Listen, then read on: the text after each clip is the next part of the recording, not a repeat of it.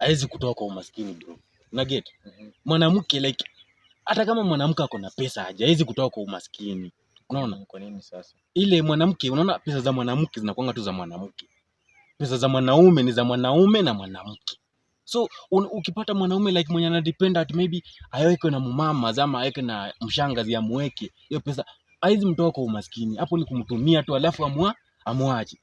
So bro nikuulize, hao maboy wanawekwa na wamama huko, so wase wanado Hao watu wanatumiwa tu, because the moment huyu jamaa ata move out of that place, unaona, atakuwa ameenda na kitu yenye alikuja nayo peke yake. Na mostly like tuseme tu hivi, like ukitoka kwa hiyo place ya mamas, hakuna kitu utaenda nayo hata mmoja. So wewe hujaona msame toka kwa mama za ameomoka hivi huku nje na ana survive tu? Haiwezi happen.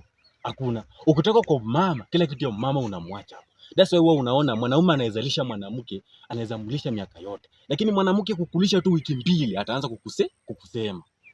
Okay. Pesa ya mwanamke ni ya mwanamke. That's why like a woman cannot rescue you from poverty bana. Una get? Like mwanaume jipambanie tu kama mwanaume. Yaani tumia tu nguvu zako kama mtoto wa kiume, ukuwe na pesa zako. In that usikae tu ile tu ukiwekwa na mwanamke bro.